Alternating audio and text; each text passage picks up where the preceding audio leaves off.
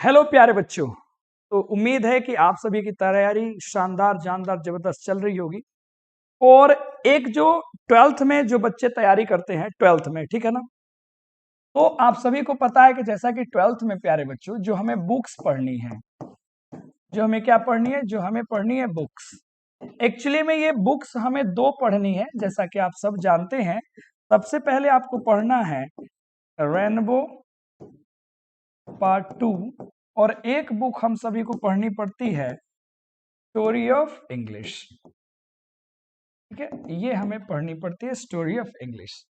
अब इसमें क्या है प्यारे विद्यार्थियों, तो इसमें है क्या कि हम सभी क्या करते हैं पता है, एग्जाम के पर्पस से ज्यादा बच्चे इधर फोकस करने लगते हैं, रेनबो पार्ट 2 के पीछे भागने लगते हैं और छोड़ देते हैं कि इसको स्टोरी ऑफ इंग्लिश को। जबकि यदि एग्जाम में आपको अच्छे स्कोर करने हैं ना प्यारे बच्चों, तो इससे मुझे जहां तक लगता है कि इससे आप ऑब्जेक्टिव्स वगैरह ज्यादा कर लोगे, लेकिन ये बड़ी मदद करती है आपकी, ये बहुत मदद करती है स्टोरी ऑफ इंग्लिश वाली बुक। ये आपको ज्यादा काम करने से बचा देगी और आपको ज्यादा स्कोर करने में मदद कर देगी। तो ये जो हम सीरीज शुरू कर रहे हैं बिल्कुल एकदम टू द पॉइंट, जिसको कहते हैं ना बेटा टू द पॉइंट, वो टू द पॉइंट हम आपको स्टोरी ऑफ इंग्लिश पढ़ा देंगे। इस कदर आपको पढ़ा देंगे कि पूरा एग्जाम तक या फिर जीवन में कभी भी स्टोरी ऑफ इंग्लिश आप भूल नहीं पाओगे। और इससे जितने भी स्कोर बनते हैं एग्जाम में, जो भी या 15 से 20 मार्क्स जो भी आएंगे, वो यूं चुटकी बजा के आप सॉल्व कर सकते हैं। ठीक है, तो आइए आज हम स्टोरी ऑफ इंग्लिश शुरू करते हैं। और सबसे पहले प्यारे बच्चों मैं आप सभी को बताना चाहूंगा कि जैसे आप स्टोरी ऑफ इंग्लिश की बात करते हैं, तो 12th में आपको देखो, ये एक ऐसा बुक है ना प्यारे बंधुओं, जो हमें 11th में भी पढ़ना है और 12th में भी पढ़ना है। लेकिन उनमें से कुछ चुनिंदा चैप्टर्स आपको पढ़ने हैं कहाँ, 12th में। जैसे कि मान लीजिए हमको पढ़ना है सबसे पहले ओल्ड इंग्लिश, बड़े ध्यान से समझ लो। फिर हमें क्या पढ़ना है, मिडिल इंग्लिश। ठीक है साथियों, नंबर 3 हमें पढ़ना है मॉडर्न इंग्लिश। क्या पढ़ना है हमें, मॉडर्न इंग्लिश। फिर हमें पढ़ना है English as a world language. प्यारे बच्चों इसके बाद हमें पढ़ना है स्टोरी ऑफ इंग्लिश नॉवेल्स। ठीक है, और फिर हमें पढ़ना है स्टोरी ऑफ इंग्लिश ड्रामा। तो ये ओवरऑल आपको 6 चैप्टर बिहार बोर्ड के अनुसार 12th में पढ़ना है। ठीक है प्यारे बच्चों, और इसमें भी इंपॉर्टेंट बात यह है कि कुछ सेक्शन आपको 11 से भी उठा करके पूछ दिया जाता है 12th में, तो आपको उन तमाम चीजों पर ध्यान देना है। तो ये आपका सिलेबस है, और प्योर 12th जो सिलेबस कहते हैं वो आपका ये सिलेबस है। तो इसको आप गौर से देख लेंगे, फिर कहानी को आप आगे बढ़ाएंगे तो आपको आनंद आ जाएगा। चलो थोड़ी मोड़ी चीजें जो है 11th वाली हम लोग समझ लेते हैं। जैसे 11th में एक चैप्टर है बेटा, हाउ इंग्लिश बिगेन। ये 11th का पोर्शन है। ठीक है प्यारे बच्चों, लेकिन यहां से क्वेश्चन आपको पूछ देता जाता है, 12th में पूछ दिया जाता है। ठीक है ना, अब यहां से जो 12th में आपके क्वेश्चंस पूछे जाते हैं वो कुछ यूं होता है, जैसे इंग्लिश को बोला जाता है, समझना कुछ कुछ पॉइंट में बता रहा हूं जिसको एकदम याद करना। इंग्लिश जो है बेटा वो मच यंगर है, बिल्कुल नई नवान भाषा है जी, मच यंगर देन कुछ भाषाओं से। जैसे मान लीजिए जैसे पर्शियन है, ठीक है ना, पहले आते हैं वहां जहां से आपको तकलीफें होती हैं। ठीक है ना, ग्रीक, लैटिन, संस्कृत और पर्शियन। ठीक है, इनसे बिल्कुल नई नवेली भाषा है, और वो कौन भाषा है बेटा, इंग्लिश भाषा है। तो ये कई बार हमसे प्रीवियस ईयर में ये सवाल पूछ चुका है। अब जो इंग्लिश के जो नेटिव्स लोग हैं, जो इंग्लिश के नेटिव्स हैं, हर हमेशा याद रखना उनको शॉर्ट में कहा जाता है एंग्लो सेजोन्स। क्या कहते हैं बेटा, एंग्लो सेजोन्स कहते हैं। और ये एंग्लो सेजोन कहाँ थे, तो याद रखिएगा ये जर्मनिक पीपल हैं। कहां से आते हैं, जर्मन से ये बिलोंग करते हैं। जर्मनिक ये एक्चुअली में 3 लोग हैं, उनको मिला करके 2 बने हैं। कौन कौन थे, एंगल्स थे, सेजोन्स थे, और बच्चा जूट्स, ये तीनों को मिला करके एंग्लो सेजोन्स बना दिया गया। ठीक है, होता क्या है, जैसा कि आपने बचपन में पढ़ा होगा प्यारे बच्चों, होता क्या है कि 5th सेंचुरी की बात होती है, 5th सेंचुरी की बात होती है। 5th सेंचुरी में होता क्या है, ये जो जर्मनिक इन्वेडर्स लोग हैं, ये अटैक करते हैं। क्या करते हैं प्यारे बच्चों, अटैक करते हैं। कहां पे अटैक करते हैं, इंग्लैंड पे। हालांकि उस समय इंग्लैंड का नाम होता है मेनलैंड ब्रिटेन। ये बातों को मत भूलना, कब हुआ, 15th सेंचुरी में। फिर वो चले जाते हैं ब्रिटेन में, फिर वहां जाकर के अपना इन्फ्लुएंस डालते हैं, इन्फ्लुएंस डाल करके फिर वहां की भाषा को ये अपनी भाषा का नाम देते हैं। ठीक है, ये बातें याद रखना। देखो सबसे पहले था एंगल, से बना इंग्लिश और फिर बना इंग्लिश, ये ऐसे पूरा वर्ड इंग्लिश आया। उसी तरह इंग्लिश चाइनन कंट्री थी, उसके बाद आया इंग्लैंड और उसके बाद आया इंग्लैंड। ये इंग्लैंड जो नाम था वो 1000 एडी में चलता था, मत भूलियो इसको, बिल्कुल याद रखेंगे। जर्मनी के जो जर्मनिक इन्वेडर्स थे, जर्मनिक जो पीपल थे, इनकी भाषा या तो जर्मनिक थी या फिर टेक्टोनिक थी, इसको मत भूलियो। तो ये सारी चीजें हैं। और आपको बता दें, एक आपने पढ़ा होगा इंडो यूरोपियन फैमिली। ये इंडो यूरोपियन फैमिली, इसी फैमिली से बहुत सारी भाषा निकली, जिसमें इंग्लिश भी है, इंडियन लैंग्वेजेस भी है, हिंदी है, और भी ढेर सारी भाषाएं हैं। तो हमें यहाँ इसलिए मैंने लिख दिया, क्योंकि इंडियंस लोग जल्दी इंग्लिश इसलिए सीख लेते हैं बिकॉज इंडो यूरोपियन फैमिली से इंग्लिश भी बिलोंग करती है और हिंदी भी बिलोंग करती है। तो मेरे प्यारे बच्चों, इस बात को कभी मत भूलियो और हमेशा याद रखियो। फिर बात करते हैं, अगर हम बात करते हैं periods in the development of English language. ठीक है, इंग्लिश लैंग्वेज के डेवलपमेंट में जो भी पीरियड्स थे वो कुल मिलाकर के 3 पीरियड्स थे। तुझे देखा तो ये जाना सनम, सबसे पहला पीरियड था जिसको हम और आप बोलते हैं ओल्ड इंग्लिश, जो बेटा 449 से लेकर के 1066 एडी तक चला। ओके, दूसरा जो पीरियड था वो था मिडिल इंग्लिश, जो 1150 से लेकर के 1500 तक चला। और प्यारे बच्चों, थर्ड जो था वो आज का मॉडर्न इंग्लिश है, जो 1150 के बाद 1500 से ऑनवर्ड्स है। ऑनवर्ड्स मतलब अभी तक जो क्या है, कंटिन्यू है। तो इन बातों को याद रखिएगा। अब इसमें जो ये ओल्ड इंग्लिश है, इनको अलग अलग नामों से जाना जाता है। जैसे इसको हम लोग डार्क एज के नाम से जानते हैं, मत भूलियो, एज ऑफ इन्फ्लेक्शंस कहते हैं। ये सारा रिपीटेड सवाल है, बहुत बार एग्जाम में पूछा हुआ है। ठीक है, नहीं भूलेंगे, अरे नहीं भूलेंगे ना प्यारे बच्चों। तो इन सभी को एक बार आप अच्छे से स्क्रीनशॉट ले लेना। सो यहां से मैंने शुरू करा, स्टोरी ऑफ इंग्लिश की मैंने सिलेबस बता दी, इंग्लिश कैसे शुरू हुआ मैंने उस पर आपको गौर फरमा दिया।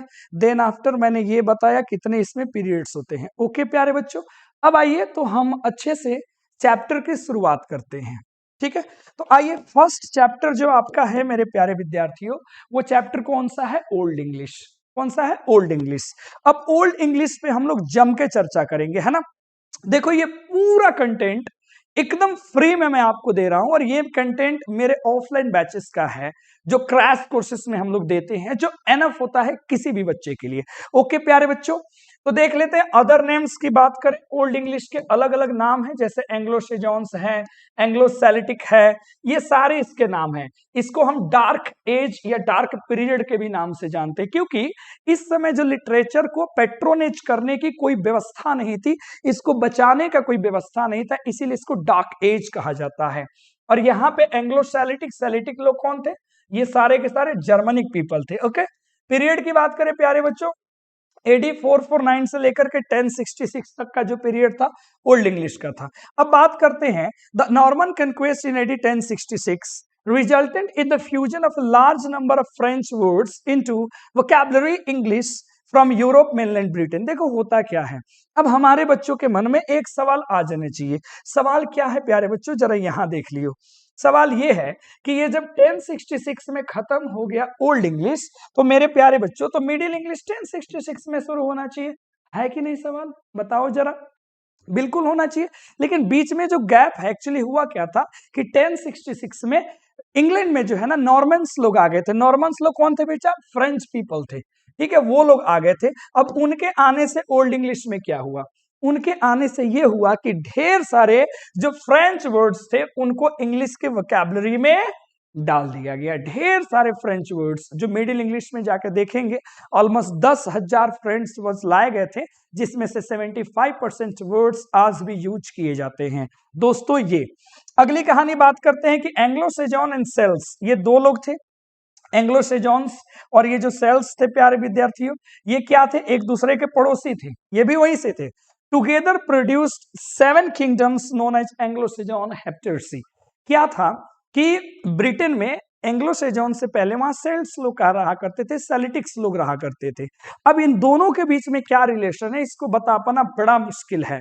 तो होता क्या है कि एंग्लो सेजॉन और सेल्टिक्स लोग मिल करके 7 साम्राज्यों का एक समूह बनाते हैं, जिसे एंग्लो सेजॉन हेप्टरसी के नाम से जाना जाता है। लेकिन कहते हैं ना सर, जिसकी ज्ञान की ताकत अधिक हो, जिसका वर्चस्व अधिक हो, वो फिर साम्राज्य स्थापित करता है। In the same way, because of the political understanding of angles, ठीक है ना, they started ruling over these 7 kingdoms. यहां से उन्होंने शुरू करा। तो फिर क्या होता है प्यारे विद्यार्थियों कि जो सेल्टिक लोग थे उनका थोड़ा सा वर्चस्व कम हो गया। तो इसीलिए जैसे ही इनका वर्चस्व एंगल्स लोग का आया, सेल्टिक वर्ड्स कम हो गए, तो इंग्लैंड में बहुत कम ही सेल्टिक वर्ड बचे हुए हैं। जो वहां के नदी के नाम हैं, वहां के शहरों के नाम पे रखे गए हैं। आज भी मैनचेस्टर, विंचेस्टर, थॉमस, एवन नदी, केंट या डोवर, ये सारे सेल्टिक वर्ड्स है। एग्जाम में कभी कभार प्यारे बच्चे पूछ देता है कि कुछ सेल्टिक वर्ड्स के आप क्या करो, नाम बता दो, है ना, तो वो पूछ देता है। खैर आगे बढ़ते हैं कहानी को। कहानी पे आते हैं ओल्ड इंग्लिश के डायलेक्ट्स पे। बहुत वीवीआई है मेरे प्यारे शैतानों, ओल्ड इंग्लिश डायलेक्ट्स। अब डायलेक्ट्स क्या होता है? तो डायलेक्ट्स होता है part of a language which is spoken by, जो बोला जाता है particular group of people in a particular area, किसी खास एरिया में खास लोगों के द्वारा बोली जाती है, जो भाषा का एक हिस्सा होता है, जिसे आमतौर पे हम बोली कहते हैं। क्या कहते हैं? बोली, उसे हम कहते हैं डायलेक्ट्स। अब देख लो, चूंकि एंगल सेजॉन्स थे, सेल्टिक्स लोग थे, जूट्स लोग थे, इतने सारे जब लोग थे, तो बोली भी क्या होगी? थोड़ी सी डिफरेंट होगी। इसलिए ओल्ड इंग्लिश का जो डायलेक्ट्स है मेरे प्यारे बच्चों, वो क्या था? वो 4 डायलेक्ट्स थे, याद रखना, कैंटिस, Northumbrian, Mercian and वेस्टजॉन।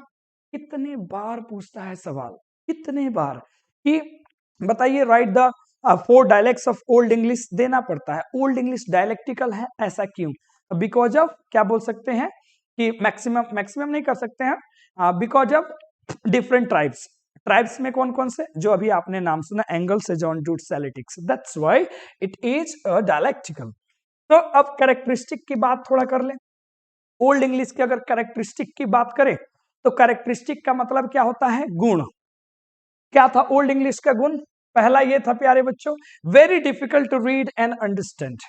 Old English को पढ़ना और ओल्ड इंग्लिश को समझना मेरे प्यारे बच्चों थोड़ा सा क्या था? मुश्किल था, बहुत मुश्किल था, थोड़ा नहीं बहुत मुश्किल कह सकते हैं, ठीक है, क्योंकि इसके जो स्पेलिंग थे ना, वो बिल्कुल ही एलियन स्पेलिंग थे, बिल्कुल अनजान स्पेलिंग, वोकैबुलरी भी बिल्कुल अनफैमिलियर हुआ करती थी, और ये टोटली डिफरेंट होता था ग्रामेटिकल स्ट्रक्चर में, बिल्कुल डिफरेंट ग्रामेटिकल स्ट्रक्चर होता था। किसका? किसका? ओल्ड इंग्लिश का। दूसरी बात करें, आज हम लोग यूज करते हैं मेरे प्यारे बच्चों रोमन अल्फाबेट का, लेकिन उस जमाने में यूज किया जाता था र्यूनिक अल्फाबेट का। किसका? र्यूनिक अल्फाबेट का।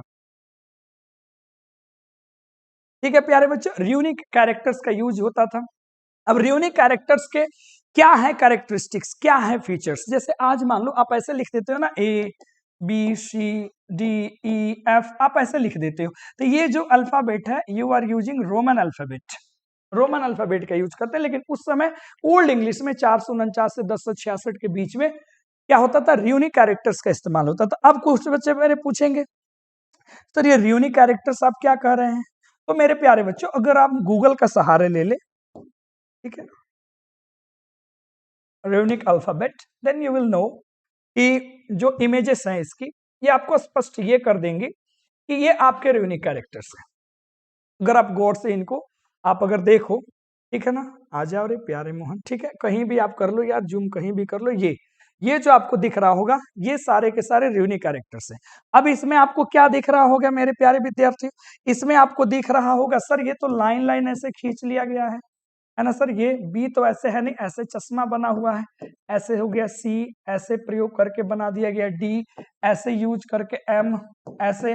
तो इसमें क्या है आप देख रहे होंगे ना, शार्प स्ट्रेट लाइन है, बिल्कुल लाइंस खींचे गए हैं, इसमें कोई भी कर्व नहीं है।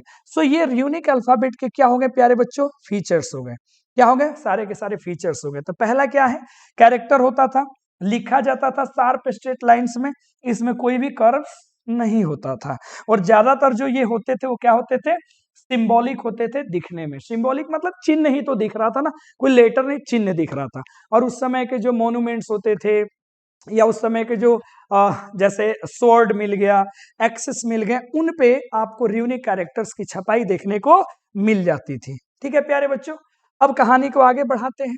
अगर अगली बात करें हम होता क्या है आगे चल के, 6ठी शताब्दी में जब 500 समथिंग जब शुरू होती है, तो उस समय क्रिश्चियनिटी बहुत तेजी से फैलती है, क्रिश्चियन धर्म बड़ी तेजी से फैलता है।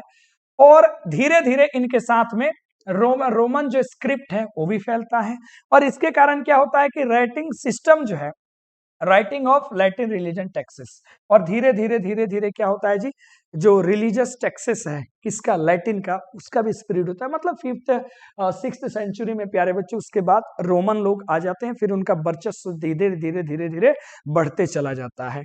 आइए बात करते हैं पॉइंट नंबर 4 का, 4 नहीं एक्चुअली में क्वेश्चन नंबर 4 का आंसर हो जाएगा यहीं से।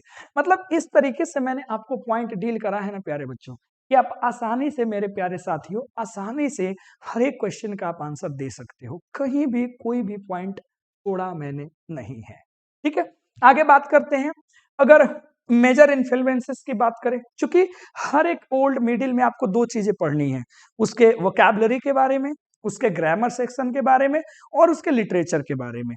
तो इस समय क्या था, कोई पेज वगैरह पेपर वगैरह का आविष्कार तो हुआ नहीं था, तो क्या चलता था, मैन्युस्क्रिप्ट, उस पर हम चर्चा करेंगे। लेकिन फिलहाल देखें 2 देशों का बहुत ज्यादा प्रभाव था, लैटिन का और स्कैंडिनेवियस का। अब इसी स्कैंडिनेवियंस को हम डेनिस या फिर विकिंग्स के नाम से भी जानते हैं। ये कौन थे भैया, तो ये समुद्र में जो नहीं होता है, जैसे आप पायरेट्स मूवी में देखे होंगे, जो लड़ाकू लोग होते थे समुद्री यात्रा को लूटते थे, उनका नाम था विकिंग्स या डेनिस। ठीक है, अब जो लैटिन का था वो ज्यादातर वोकैबुलरी पे इंपैक्ट किया, लेकिन स्कैंडिनेवियन वोकैबुलरी के साथ साथ ग्रामर पर भी, और ये भी बहुत VVI है, पूछा हुआ है। कैसे कि बताइए, जो लैटिन है उसका जो इंपैक्ट था, इन्फ्लुएंस था, वो वर्ड पे था कि ग्रामर पर भी था, तो वर्ड पे था। स्कैंडिनेवियन का क्या था, दोनों पर था। ठीक है, आगे बढ़ते हैं। अब बात करते हैं लिटरेचर की, बहुत VVI है। तो लिटरेचर उस समय क्या था, 2 तरीके का लिटरेचर चलता था। एक मेरे प्यारे बच्चों चलता था ओरल लिटरेचर। ओरल माने जो, जैसे आज के टाइम में मान लीजिए शादी विवाह पूजा कीर्तन में आप जो गीत सुनते हो, उस गीत का कोई स्क्रिप्ट नहीं है, कहाँ लिखा गया है कुछ भी नहीं है, बस पूछो कहाँ से है तो वो बोलेंगे हमारी दादी माँ से, वो बोलेंगे हमारी दादी माँ से, वो बोलेंगे हमारी दादी माँ से, सास से, फलानवा से, ढिमकाना से, मतलब उसका कहीं राइटिंग में नहीं है। तो वो था ओरल लिटरेचर, जो उस समय के पोइट्री वगैरह में देखने को मिल जाता था। दूसरा था बेटा मैन्युस्क्रिप्ट। मैन्युस्क्रिप्ट का मतलब होता है हस्तलिपि। हस्तलिपि का मतलब क्या होता है बुआ, पांडुलिपि, मतलब जो हाथ से लिखी जाती थी। तो 4 मैन्युस्क्रिप्ट बच गए, कौन, Beowulf, the Junius, the Exter book and Vercelli book. ये 4 कई बार पूछा है कि चारों मैन्युस्क्रिप्ट्स का आप नाम बता दीजिए, तो आप बता सकते हैं। और इस पे ऑलरेडी मैंने वीडियो बेओल्फ का मैंने पूरा का पूरा एक वीडियो बना दिया है, बहुत अच्छी कविता थी ये, और ठीक है ना, मजा आ जाएगा आपको देख करके। ठीक है, आगे बढ़ते हैं। ओल्ड इंग्लिश के समय गोल्डन पीरियड था, किसका था, जो एरा ऑफ किंग एल्फ्रेड, बहुत बार ये पूछा है। एरा ऑफ किंग एल्फ्रेड का जो पीरियड था वो कैसा था, गोल्डन पीरियड था या नहीं था, तो याद रखना गोल्डन पीरियड। इसने ही, ये खुद इतना विद्वान था, एक सोल्जर था, एक लॉ गिवर था, इसने खुद अपने से बैठा और बाकी विद्वानों को विदेशों से बुलाया, और इसने बहुत सारे जो लैटिन के टेक्स्ट थे इसको इसने ट्रांसलेट करा दिए इंग्लिश में आसान में, ताकि सब लोग इसको समझ सके। उसमें पहले थे सर पहला बुक जो इंग्लिश प्रोज का इसके कारण ही आया जिसका नाम था एंग्लो सेजॉन क्रॉनिकल। पहला बुक प्रोज का किसने करवाया? तो कौन कौन? देख लो, किंग अल्फ्रेड का देन था, है ना प्यारे बच्चों। अब आगे की कहानी बात करें, ये ट्रू एंड फॉल्स का आंसर है, आप बुक से देख करके मिला सकते हो। तो प्यारे बच्चों, अगली वीडियो में हम चर्चा करेंगे मिडिल इंग्लिश को लेकर के। उम्मीद है कि आपको मजा आ गया होगा। पहला ओल्ड इंग्लिश को कंप्लीट करके मिडिल इंग्लिश पे हम तुरंत डिस्कस करेंगे। और हाँ, ओल्ड इंग्लिश का शॉर्ट नोट डाला जा चुका है, आप डिस्क्रिप्शन में जाना, लिंक मिल जाएगा, उसको आप देख लियो। और स्टोरी ऑफ इंग्लिश का ऑब्जेक्टिव दो ग्रुप में, एक में 100 है और एक में 40 या 45 है, आप दोनों सॉल्व कर लेना, उसका भी लिंक डिस्क्रिप्शन में है। फिर ओल्ड इंग्लिश टेंशन खत्म, 15 से 20 नंबर तुम्हारी झोली में। थैंक यू वेरी मच, मिलते हैं अगली वीडियो में।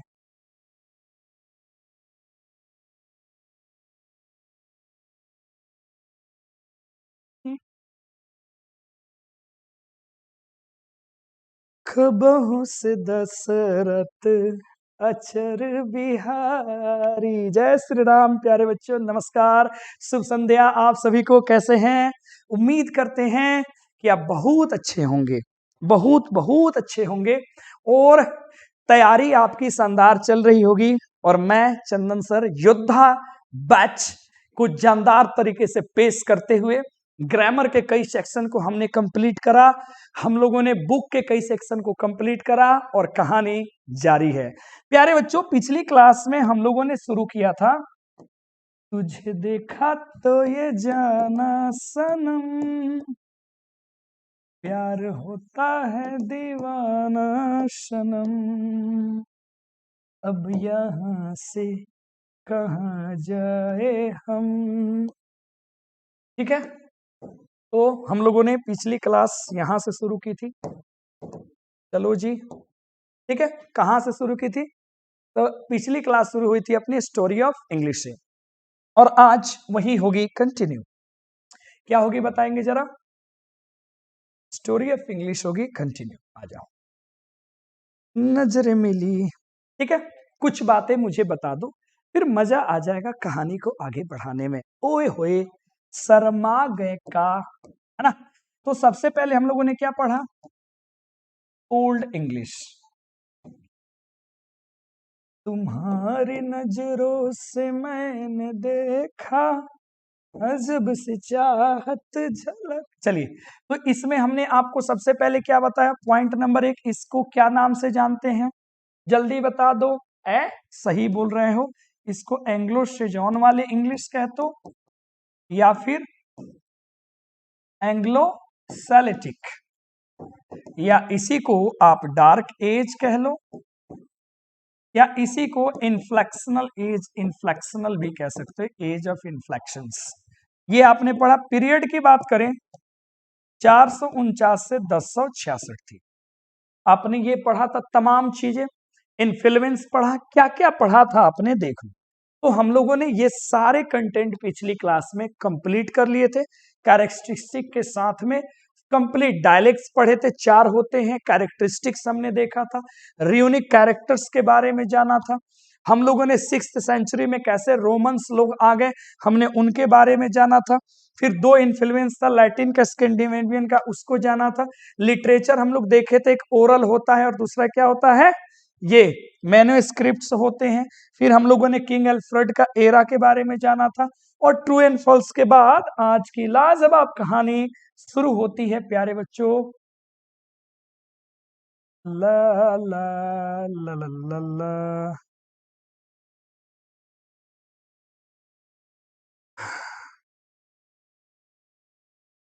ठीक है, और आज की कहानी शुरू होती है आप सभी के नाम मिडिल इंग्लिश।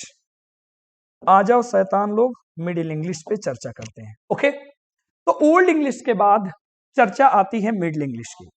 तो मिडिल इंग्लिश के पीरियड की अगर हम बात करें तो 1150 से लेकर के 1500 तक। अब ये जो 1066 से, हमेशा याद रखना, हम लोग यहाँ पे फंसते हैं, और इस कदर फंसते हैं जिसका कोई कदर नहीं है ना। कैसे फंसते हैं प्यारे बच्चों? तो एग्जाम में पूछ देता है कि मिडिल इंग्लिश की शुरुआत कब से हुई, और बहुत सारे मेरे प्यारे बच्चों 1066 मार के आते हो, जो बिल्कुल भी क्या है, रॉन्ग है, सही नहीं है। अब बात करते हैं इसमें मिडिल इंग्लिश में। ये गैप क्यों था? क्योंकि 1066 में नॉर्मन कंक्वेस्ट लोग आ गए थे, फ्रेंच रूलर्स लोग आ गए थे, जिसके कारण ये बीच का इतना बड़ा गैप मिल गया। ठीक है, अब आगे बात करते हैं मिडिल इंग्लिश में दो बड़े सिग्निफिकेंट इवेंट्स हुए थे, दो बड़ी घटनाएं हुई थी। पहली घटना थी उसमें सर याद रख लियो, इंफॉर्मेशन बात करेंगे सबसे पहले, हाँ, इंफॉर्मेशन को बढ़ाने के लिए इंट्रोडक्शन ऑफ प्रिंटिंग टेक्नोलॉजी आ गया था। अब ओल्ड इंग्लिश में क्या था, प्रिंटिंग टेक्नोलॉजी तो था नहीं, तो उस समय अब बुक्स छपते नहीं थे, ज्यादा राइटर लोग नहीं थे, इसलिए रीडर्स की भी संख्या कम थी। लेकिन मिडिल इंग्लिश में जैसे ही आ गया क्या, ये प्रिंटिंग प्रेस, इसने पूरा तबाही मचा दिया इंग्लिश के फैलने में, इंग्लिश को स्टैंडर्डाइज करने में। और दूसरा जो मोस्ट इंपोर्टेंट है वो है ग्रेट वोवेल शिफ्ट।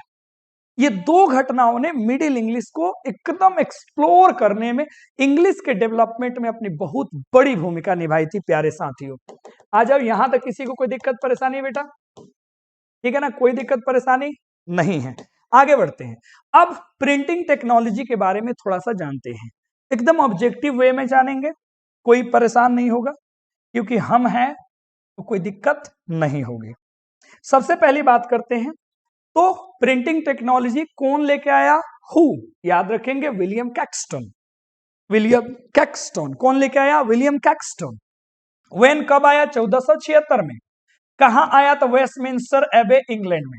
जगह है वेस्टमिंस्टर एबे, मतलब होता है एक तरीके से कस्बा, जहां पे आया था कौन? यही प्रिंटिंग टेक्नोलॉजी को बिठाया गया था। ठीक है, आगे बढ़ते हैं, ग्रेट वोवेल शिफ्ट के बारे में जान लेते हैं। ग्रेट वोवेल शिफ्ट क्या था?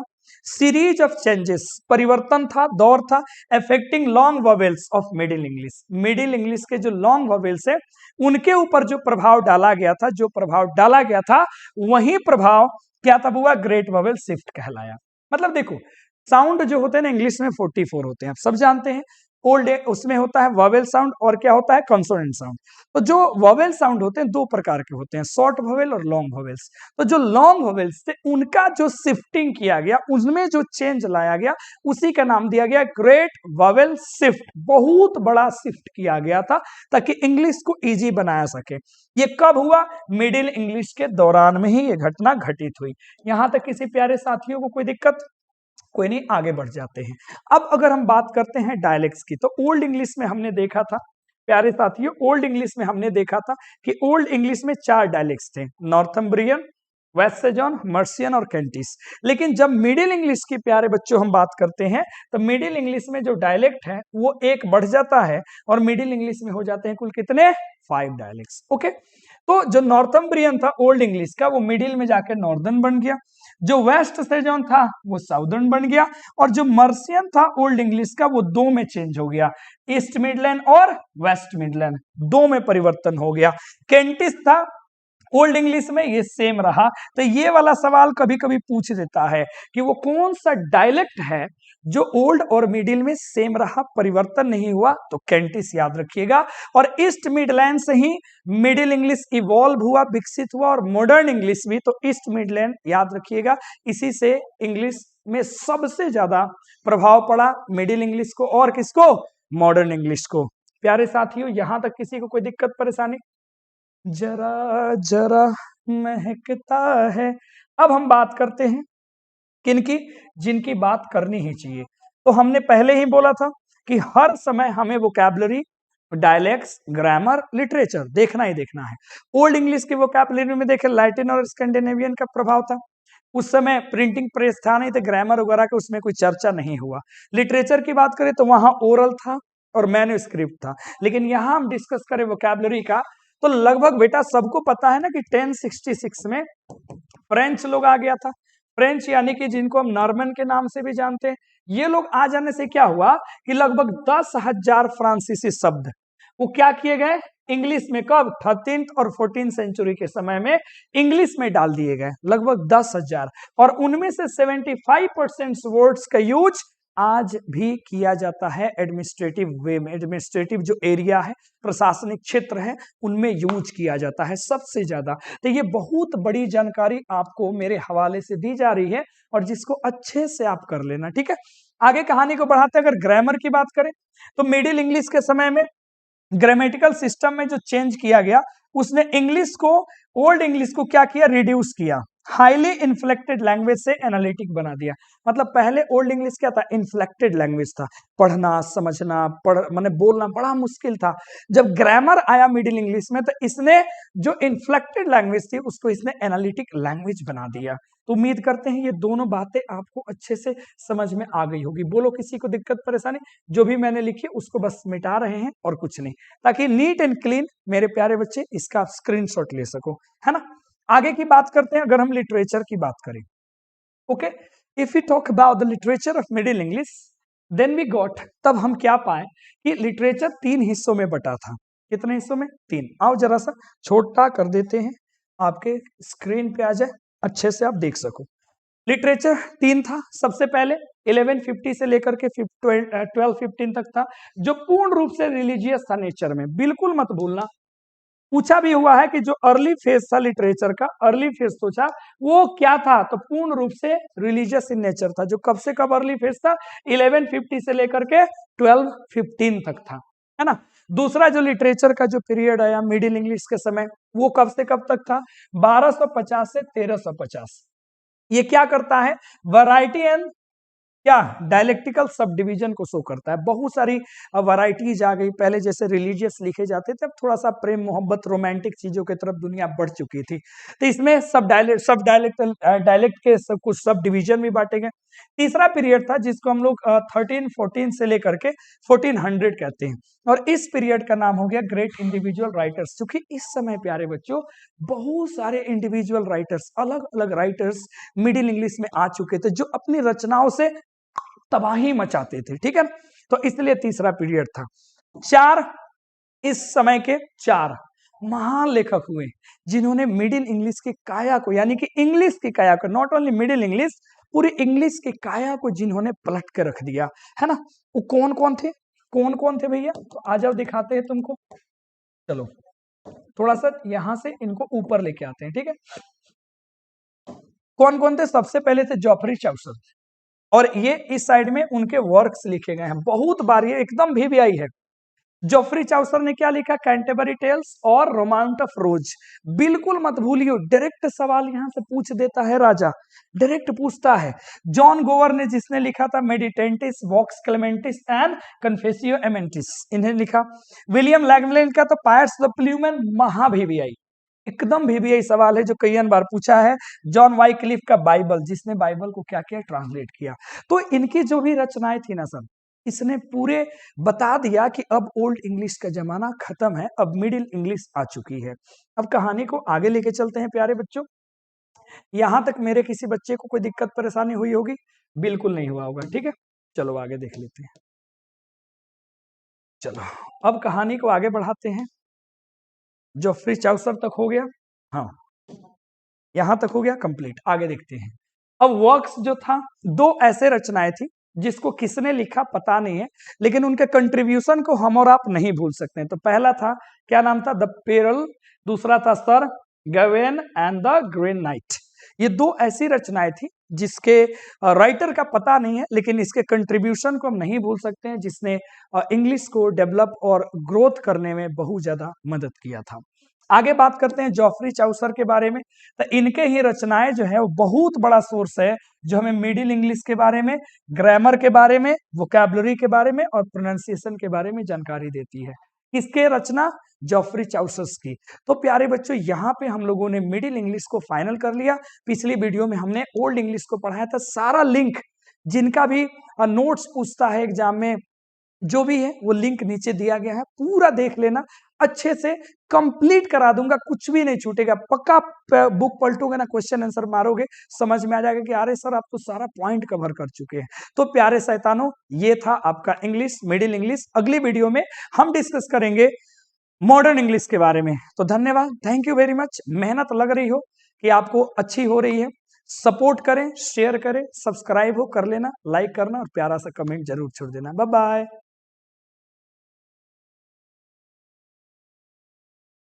तो नमस्कार प्यारे साथियों, कैसे हैं आप सभी। उम्मीद करते हैं शानदार होंगे हमेशा की तरह, और आपकी तैयारी भी शानदार चल रही है। तो कैसी लग रही है स्टोरी ऑफ इंग्लिश की सीरीज, कंप्लीट नोट्स के साथ में मैं आपको एकदम वो कंटेंट जो हम लोग क्लास में देते हैं फ्री ऑफ कॉस्ट में आपको दिया जा रहा है। तो कैसा लग रहा होगा आपको ये पढ़ करके? उम्मीद है अच्छा लग रहा होगा, अच्छे से आप पढ़ेंगे, मजे से पढ़ेंगे। तो प्यारे विद्यार्थियों को, जैसा कि आप सब जानते हो, हम लोगों ने स्टोरी ऑफ इंग्लिश को पूरा खत्म करने का जिम्मा लिया था। इसको प्यारे बच्चों, तुम्हें भूलना तो चाह लेकिन भुला न पाए, ठीक है? क्या चल रहा था? Story of English. और ये से स्टोरी ऑफ इंग्लिश में प्यारे बच्चों हम लोग कहानी सीख रहे थे, किसकी? इंग्लिश की। और हम लोगों ने क्या क्या कंप्लीट कर लिया है, जरा बता दो। ओल्ड इंग्लिश फाइनल है, मिडिल इंग्लिश फाइनल है, ला ला ला ला ला ला, और हम लोग पढ़ लेंगे मॉडर्न इंग्लिश आज, ठीक है? तो तैयार हैं? अच्छा जी। और सबसे बड़ी बात है प्यारे बच्चों की, मेहनत अगर आपकी और हमारी एक साथ मिल जाए ना, तो यकीन मानिए वक्त को बदल देंगे हम सभी। जो परिणाम अब तक बुरा होगा वो परिणाम बेहतर परिणाम होगा, बस साथ आपका और हमारा हो, मेहनत आपका और हमारा हो। सब बच्चे यदि ईमानदारी से जितना मैं पढ़ा रहा हूं बस उतना कर ले, तो क्या कहने, फिर अच्छे तरीके से आप स्कोर कर पाएंगे 12th में। तो इन्हीं सभी अच्छी अच्छी बातों के साथ आज की इस क्लास को शुरू करते हैं। और प्यारे बच्चों, आज हम डिस्कस करेंगे मॉडर्न इंग्लिश पे। और मैंने पहले ही कहा कि इतना बड़ा कंटेंट आपको फ्री में दिया जा रहा है और आपको ये कंटेंट लेना ही लेना है, ठीक है? चलो, तो सबसे पहले हम देखते हैं मॉडर्न इंग्लिश के पीरियड के बारे में। मॉडर्न इंग्लिश के पीरियड क्या है प्यारे विद्यार्थियों?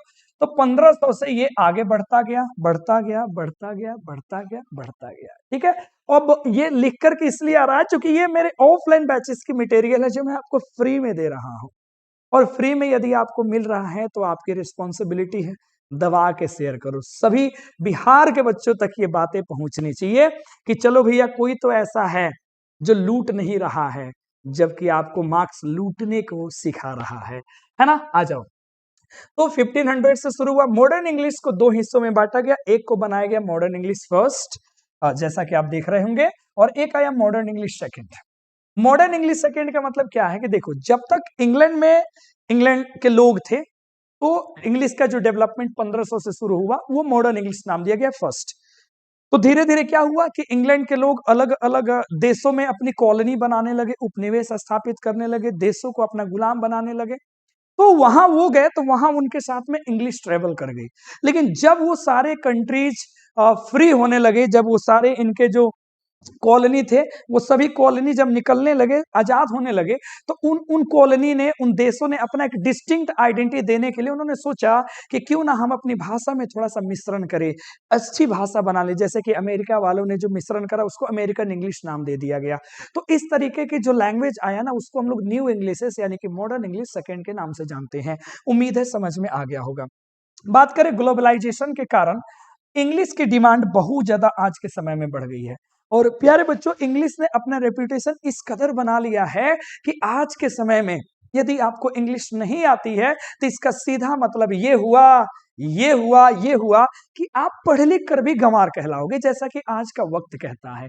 और ग्लोबलाइजेशन का मतलब होता है वैश्वीकरण। आज क्या है, पूरा वर्ल्ड जो है ना एक मंच पे आ चुका है व्यापार के सिलसिले में।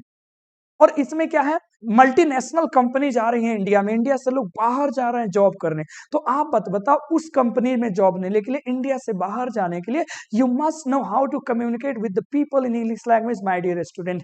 सो it is fact 100% that without knowing English or without knowledge of English, we can't survive in this globalized world. So my dear student, it is very necessary to all the students or all the especially Indians must know English if they want to get a job with handsome salary in different multinational companies in different countries or even in our countries. They must know communicate with the people in English language. So my dear students, you must realize what is the need of this language in today's era? सो आपको समझना पड़ेगा। तो globalisation के कारण में क्या हुआ, English की डिमांड बढ़ गई। बात करें कि इंडियंस जो होते हैं वो बड़ी जल्दी इंग्लिश को सीख लेते हैं। I have already taught you in previous class during old English that English and Hindi both languages emerged from Indo-European family। सो एक ही फैमिली है हिंदी की और इंग्लिश की। तो अगर हिंदी को हम अच्छे से समझ पाते हैं तो इसलिए हम इंडियंस इंग्लिश को अच्छे से लर्न कर पाते हैं। सो इसलिए इंडियंस लोग क्विक लर्नर्स होते हैं इंग्लिश का। अब देखो, तुम चाइनीज लोग से मिलो, उनकी इंग्लिश तुमसे खराब होगी। तुम जापानीज लोगों से मिलो, उनकी इंग्लिश तुमसे खराब होगी। मतलब अगर तुम इंग्लिश बोलने वाले मदर टंग वाले कंट्रीज को छोड़ दो, दुनिया के किसी भी देश से अगर आप इंग्लिश बोलोगे वहां के लोगों से जहां इंग्लिश मदर टंग नहीं है, तो आपकी इंग्लिश भी वैसे ही होगी जैसे उनकी इंग्लिश होगी। हाँ, टोन डिफरेंट होता है, नो डाउट। तो that's why my dear student, Indians are quick learners of English because we belong to the same Indo-European family from where English language has been emerged। जहां से अंग्रेजी भाषा क्या हुई, प्रकट हुई, हम इंडियंस वहीं से बिलोंग करते हैं। और ये बहुत VVI है, कितना बार ये क्वेश्चन एग्जाम में आ चुका है। आओ बच्चों आगे बढ़ते हैं अब कहानी में आगे। अब क्या है, यूरोप में दो घटनाएं घटी जिसने अंग्रेजी के रूप को ही पलट दिया। पहला घटना ये था,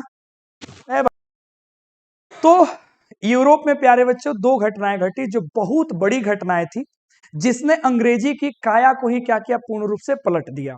तो पहली क्या थी, रेनेसेंस, जिसका मतलब होता है पुनर्जागरण, और दूसरा था रेफॉर्मेशन, जिसका मतलब होता है क्या, पुनर्निर्माण। यानी कि जो पुरानी परंपराएं थी वो परंपराएं टूटी, जो राजतंत्र था वो खत्म होकर के लोकतंत्र यूरोप में आना शुरू हुआ। तो ढेर सारी घटनाएं घटने लगी, जिससे क्या हुआ, जिससे अंग्रेजी में शब्द आने लगे, शब्दों की कमी पड़ने लगी। यानी कि इसने अंग्रेजी भाषा को बहुत ज्यादा प्रभावित करा है, बहुत ज्यादा। कैसे, far reaching effects on English language, बहुत ज्यादा प्रभाव डाला किसने, इस दो घटनाओं से, रेनेसेंस ने और रिफॉर्मेशन ने। मेरे प्यारे बच्चों, इन दो घटना को कभी मत भूलना। ये कब हुए, मिडिल इंग्लिश के समय में हुए। अब कहानी को आगे बढ़ाते हैं, मिडिल इंग्लिश नहीं, मॉडर्न इंग्लिश के समय में। अब अगर मॉडर्न इंग्लिश के हम वोकैबुलरी की बात करें कि शब्दकोश कैसी थी, तो नो डाउट सर, इतना ज्यादा रैपिड रेट ऑफ चेंज था, इतना ज्यादा परिवर्तन हो रहा था, इतना ग्रोथ और डेवलपमेंट हो रहा था, जिसने अंग्रेजों को, यहाँ इंग्लिश मतलब अंग्रेजों को रियलाइज कर दिया कि उनकी वोकैबुलरी जो है ना कम है, उन सब दो को बताने के लिए जो इन नई आइडियाज और टेक्निक को बयां कर सके। इतना ज्यादा रैपिड रेट ऑफ चेंज हो रहा था, ग्रोथ डेवलपमेंट चल रहा था, कि अंग्रेज को रियलाइज हो गया कि भैया हमारे पास तो उतने शब्द ही नहीं है कि इन सभी घटनाओं को, आइडियाज को, टेक्निक को हम एक्सप्रेस कर सके। इसलिए उन्होंने बोरोइंग करना शुरू किया, यानी कि अलग अलग लैंग्वेज से शब्दों को लेना इन्होंने क्या किया, शुरू किया। यहां से स्टार्ट होती है बोरोइंग, जो चल रहा था 16th और 17th सेंचुरी के समय में। 16th और क्या बेटा, 17th सेंचुरी के समय में चल रहा था। ठीक है, आगे बढ़ते हैं, अब कहानी को आगे लेके आते हैं। There was a group which objected the process of borrowings. It came to be known as the purist। अब क्या था कि उस समय एक ग्रुप था, है ना, मतलब होता है ना कि आप अच्छा काम करो तो कोई ना कोई बाधा डालने आ ही जाता है। उसी प्रकार से जब बोरोइंग्स हो रहा था, अलग अलग देशों से शब्द लिए जा रहे थे, तो एक ग्रुप था जिसका नाम था प्यूरिस्ट। उन्होंने कहा कि नहीं, ये ठीक नहीं है। उन्होंने ऑब्जेक्शन डालने की शुरू की, लेकिन वो फेल रहे, उनका ऑब्जेक्शन लागू नहीं हो पाया, और अंग्रेजी में जो बोरोइंग्स था वो चालू रहा। ग्रामर की बात करें तो ग्रामर फेयरली कंजर्वेटिव रहा, इसमें ज्यादा कोई परिवर्तन नहीं किया गया, सिंपली आप समझ जाना। अब बात करते हैं मॉडर्न इंग्लिश के समय में, कुछ हमारे वेल नोन राइटर्स थे और उनके वर्क्स, ये तो एकदम याद कर लेना, बिल्कुल। इसको जो भूलेगा तो वही होगा, जो इसे भूल के तुम दिखाओगे बड़ा पछताओगे, बड़ा पछताओगे। नहीं भूलना है सर। एडमंड स्पेंसर ने क्या लिखा, फेरी क्वीन। क्रिस्टोफर मार्लवी ने क्या लिखा, Doctor Faustus. Francis Bacon essays के लिए जाने जाते हैं, बेन जॉनसन वेलपोन के लिए, और अपने विलियम शेक्सपियर भाई, King Lear, Othello, Macbeth, the Merchant of Venice, As You Like It और हैमलेट, इस सब के लिए। और ये सब के सब एलिजाबेथन पीरियड के हैं, एलिजाबेथन एज के हैं, इनको भी नहीं भूलना है। भूल गए तो फिर गए, बोलो कोई दिक्कत परेशानी। आगे आते हैं, अब बात करते हैं सर, जो ऑथराइज्ड वर्जन था बाइबल का, इस समय बाइबल को जो ऑथराइज वर्जन किया गया, जो अच्छे से लिखा गया, और जो शेक्सपियर की रचनाएं थी, उन रचनाओं ने इंग्लिश को आसान बनाने में बहुत ज्यादा मदद किया। उन्होंने इंग्लिश को बनाने में बहुत ज्यादा क्या किया, मदद किया, सिंप्लीफाई करने में, आसान करने में। बाइबल और किसने, शेक्सपियर की रचनाएं। प्यारे बच्चों, आगे कहानी को देखते हैं। 18th सेंचुरी की बात करें, 18th सेंचुरी को हम अगस्टन एज के नाम से जानते हैं। यह भी बहुत बार पूछा हुआ चीज है, अगस्टन एज 18th सेंचुरी। बात करते हैं कि इसी समय दो चीजें, जो डिक्शनरी की नीड थी और किसकी नीड थी, ग्रामर की नीड थी, वो दोनों फुलफिल की गई। तो सबसे पहले डिक्शनरी था ना, डिक्शनरी वो कब बना, 1755 में। कब बना बेटा, 1755 में। किसने लाया, डॉक्टर सैमुअल जॉनसन। कितना वर्ड लगा था, वर्क इसमें लगा था टोटल 7 साल लगे थे, और टोटल शब्दों की संख्या थी 40,000। So it was great contribution इनके द्वारा by doctor Samuel Johnson, who introduce first English dictionary, जिन्होंने पहला इंग्लिश डिक्शनरी 7 सालों के प्रयास के बाद में लाया था। इसी का नाम क्या था प्यारे बच्चों, dictionary of English language. Dictionary of English language. उम्मीद करते हैं मॉडर्न इंग्लिश की ये शानदार बातें, जानदार बातें आपको बिल्कुल समझ में आ रही होंगी, कोई दिक्कत नहीं है। थोड़ी सी मेरी स्पीड आगे इसलिए है प्यारे बच्चों, क्योंकि उसके पीछे एक छोटी सी घटना है। घटना ये है, समय कम है, और जब सब कुछ है ही तो तेजी में समझते हैं ना, अच्छा लगेगा, है ना। अब बात करते हैं आगे की। तो ग्रामर भी सबसे पहले, हालांकि ग्रामर की शुरुआत हुई, जो बाद में आई ग्रामर, जिसका 1734 में आया पहला ग्रामर, जिसका नाम जो लेके आए थे उनका नाम था William Loughton, practical grammar of English tongue, English tongue. ये पहला ग्रामर था, और आपने सैमुअल जॉनसन का डिक्शनरी देख ही लिया। बात करते हैं, जितने भी ग्रामर्स ये बने थे, इनके 3 ऑब्जेक्टिव्स थे, 3 मेन पॉइंट थे। पहला पॉइंट क्या था कि रूल को कोडिफाई करना, इंग्लिश स्ट्रक्चर को। दूसरा था उनको क्या करना, कोड को डिस्कस करना, केस डिसाइड करना। और तीसरा था रूल्स का निर्माण करना। आज भी इसी नियम को हम ग्रामर में अप्लाई करते हैं। कोड बना लिए, डिस्कस कर दिए, यूज बता दिया, तब लास्ट में रूल।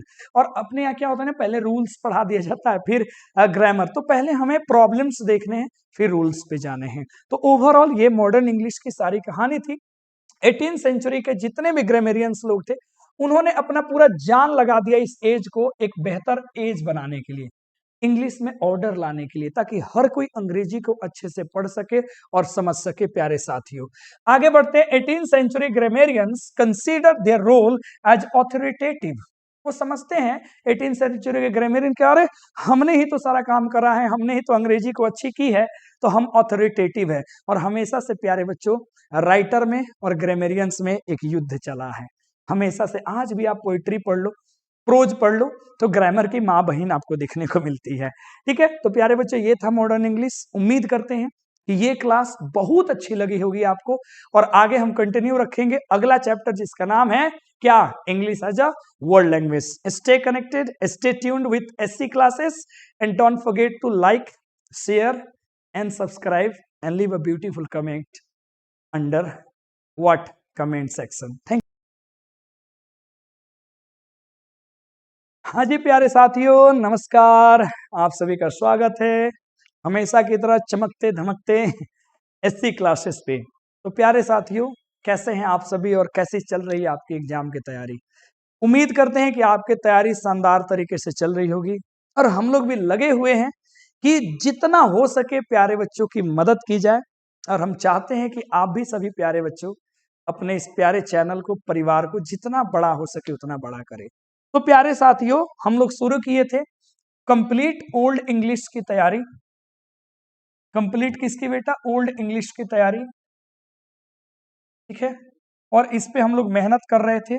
और जो 3 पीरियड्स होते हैं, ओल्ड इंग्लिश, मिड इंग्लिश और मॉडर्न इंग्लिश, वो हम लोगों ने कंप्लीट कर लिया था। तीनों पीरियड कंप्लीट हो गए थे। और आप ऑब्जेक्टिव देख रहे होंगे, बन रहे होंगे क्वेश्चन, सब्जेक्टिव क्वेश्चन भी आप आराम से बना सकते हो। के बाद हम लोग सीरीज शुरू करेंगे, और वो भी सीरीज तो सब्जेक्टिव क्वेश्चंस की चली रही है। ठीक है, तो यही आशा है, मेहनत हो रही है कि एक ना एक दिन आपके साथ हम भी चमकेंगे, आपका ये चैनल भी चमकेगा। ठीक है, तो आइए आज शुरू करते हैं अपनी कहानी को English as a world language से। कहां से शुरू करते हैं, English as a world language से। तो सबसे पहले प्यारे बच्चों, English as a world language, क्या आप सभी प्यारे बच्चों जानते हैं कि आज के समय अंग्रेजी जो है एक वर्ल्ड लैंग्वेज है, लेकिन एक बात जान लेना कि अंग्रेजी से ज्यादा मैंडारिन चाइनीज या चाइनीज लैंग्वेज को बोलने वाले लोग हैं। तो मेरे प्यारे बच्चों, लोग पूछते भी हैं कि सर अगर चाइनीज लैंग्वेज को बोलने वाले लोगों की संख्या ज्यादा है तो फिर सर ये इंग्लिश एक इंटरनेशनल लैंग्वेज, वर्ल्ड लैंग्वेज कैसे बन गई? तो आप सब कॉमन सेंस लगा सकते हो कि इंग्लिश जो है वो हर एक कोने में आपको लोग मिल जाएंगे, बोलते हुए, पढ़ते हुए, समझते हुए। चाइनीज नहीं मिलेगा प्यारे बच्चों। अब तुम ये देखो ना, इस क्लास में इस 7,000 से ज्यादा बच्चों में कितने लोग को चाइनीज आती होगी? किसी को नहीं। आपके परिवार, खानदान, समाज, गांव में कितने को आती? किसी को नहीं। लेकिन इंग्लिश तो सबको थोड़ी बहुत आती होगी। तो इसीलिए इंटरनेशनल या वर्ल्ड का मतलब है जिसका फैलाव ज्यादा हो, जो ज्यादा स्प्रीड किया हो, तो वो इंग्लिश है। उसी के बारे में पढ़ेंगे। कहते हैं सबसे पहले किताब में क्या लिखा है कि दुनिया में शायद ही ऐसा कोई देश होगा प्यारे बच्चों जहां इंग्लिश के इन सभी फॉर्मों में से किसी एक फॉर्म का यूज नहीं होता होगा। आज के दुनिया में कोई ऐसा देश शायद ही नहीं होगा जहां इंग्लिश के 3 फॉर्म में से एक फॉर्म का यूज नहीं होता होगा। पहला कौन है? सबसे पहले मदर टंग के रूप में, जिसको हम L1 कहते हैं या फर्स्ट लैंग्वेज। दूसरा है सेकेंड लैंग्वेज के रूप में, या तीसरा फॉरेन लैंग्वेज के रूप में जिसे हम FL कहते हैं। तो है ना, इंडिया में सेकेंड लैंग्वेज, एशियन कंट्रीज में मेनली सेकेंड लैंग्वेज है। नॉन इंग्लिश कंट्रीज जैसे चाइना है ना, और भी गल्फ कंट्रीज देखेंगे, सऊदी अरबिया जैसे देशों में जो है ना इसको फॉरेन लैंग्वेज के रूप में लिया जाता है। अब जैसे कनाडा है, ऑस्ट्रेलिया है, मान लीजिए इंग्लैंड है, अमेरिका है ना, आयरलैंड है, वेस्ट इंडीज है, साउथ अफ्रीका, ऐसे देशों में इंग्लिश को फर्स्ट लैंग्वेज के रूप में बोला जाता है। तो इन्हीं के बारे में हमें जानना है कि दुनिया में शायद ही ऐसा कोई मुल्क होगा जहां इन तीनों में से कोई एक फॉर्म इंग्लिश का यूज नहीं होता होगा। आज अब प्यारे शैतानों, कहानी को आगे लेके चलते हैं, है ना। कहानी कुछ ऐसी है, आ जाओ।